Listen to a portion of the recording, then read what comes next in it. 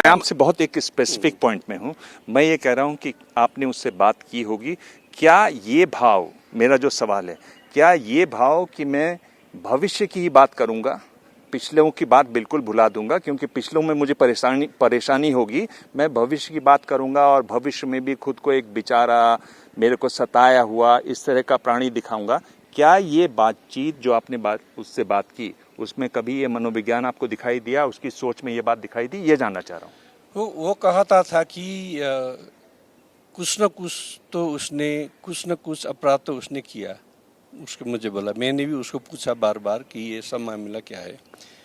तो बहुत से बार उसने कहा कि ये बहुत से मामला, ये सब झूठा मामला, झूठा आरोप है उसके बारे में वो कहता था। लेकिन वो मैंने जो legal issue taken, I took it over, it was not related to his past. So मेरा एक ही कानूनी बात है कि नेपाल सरकार ने उसको कई छूट के लिए सिफारिश किया 2018 में, लेकिन उसको इम्प्लीमेंटेशन नहीं किया। तो सुप्रीम कोर्ट ने क्या किया, इसके बारे में निर्णय करो, छोड़ना है तो छोड़ दो, नहीं छोड़ना है तो निर्णय कर दो।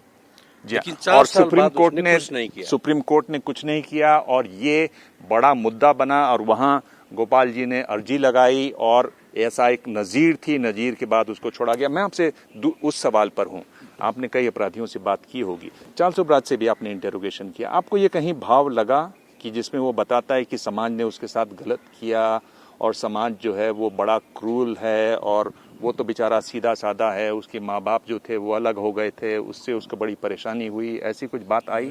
नहीं, मैंने जितनी बार उनसे इंटरोगेशन किया था, मैं उनके व्यक्तित्व से प्रभावित हूँ, लेकिन उनकी क्राइम का आप प्रभावित थे एक अपराधी से? उनका व्यक्तित्व से प्रभावित हूँ, लेकिन उनका क्राइम का। गणेश जी, आप मेरे को बताइए, क्योंकि मुझे इससे मुझे मुश्किल हो रही है इस बात से कि आप एक क्रिमिनल के व्यक्तित्व से प्रभावित हैं, आप बड़े पुलिस अधिकारी हैं, रहे हैं, आपने गिरफ्तार किया, आप इसको मुझे बताइए कि कैसे आप प्रभावित कैसे कह सकते हैं? मुझे स्पष्ट पढ़ने का मौका दे दीजिए। मैं उनका व्यक्तित्व से प्रभावित हूँ, लेकिन उनका क्राइम से नहीं। मैं उनके क्राइम से कभी उनके साथ सहानुभूति नहीं रखता था।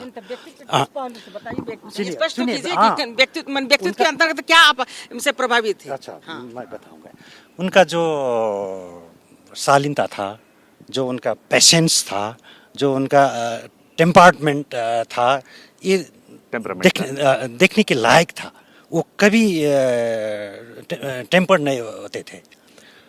उसका हर प्रश्न का जवाब वो शालीनता से देता था। सातिर जो आप लोग बात कर रहे हैं ना कि वो सातिर था, तो सातिर तो यही इसी दृष्टि से था कि वह सातिर ऐसा इतना था कि आपको एक पुलिस जो उनका अनुसंधान कर रहे हैं उसको भी प्रभावित कर लिया। वो अपने चाल चलन से, अपने बात व्यवहार से लोगों को इसी तरह प्रभावित, इसीलिए तो उसको सातिर कहा जा रहा है। और फिर आप जो बोल रही हैं नहीं, तो अब प्रभावित नहीं था, तो आप बताइए कि उसको इतने सुविधाएं यहाँ जो दी गई थी, और एक आम जो क्रिमिनल होता है, जो कोई मर्डर करके जाता है, ये तो कोई एक मर्डर करके जाता है तो उतनी सुविधा नहीं मिलती है जितनी इतनी दर्जनों मर्डर किए हुए व्यक्ति को। ये जो सुविधा है ना, ये सब लोगों के लिए। हाँ, तो सब लोगों की नहीं, यहाँ तो बहुत ज्यादा ही सुविधा। अभी तो बता रहे थे कि बॉम्बे से लोग आए तो मिल लिए, खाना अच्छा से खिला रहे हैं। आप ये देख रहे हैं। और सिर्फ ये जानकारी दे दूं कि सिर्फ नेपाल में ही उस पर जो हत्या का मामला है वो साबित हुआ और दुनिया में कहीं हत्या का मामला साबित नहीं हुआ। और ये भी समझने वाली बात है कि थाईलैंड में, बैंकॉक में 5 उसके खिलाफ मामले थे, हत्या के मामले थे, और उनमें कुछ मामले ढीले थे, कुछ मामले बहुत कड़े थे और उसको मालूम था। इसलिए नई दिल्ली में तिहाड़ जेल में जेल ब्रेक हुआ और वो नेपाल का जो वारंट था वो 20 साल के लिए था।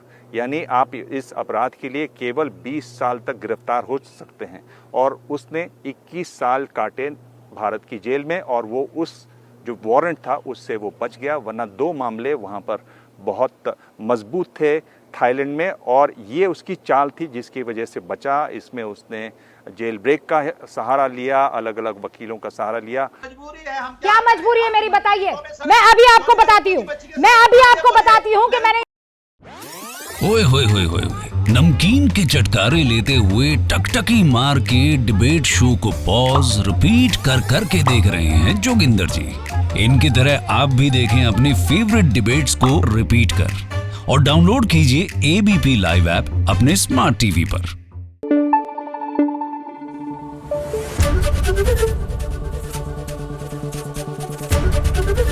एबीपी न्यूज आपको रखे आगे।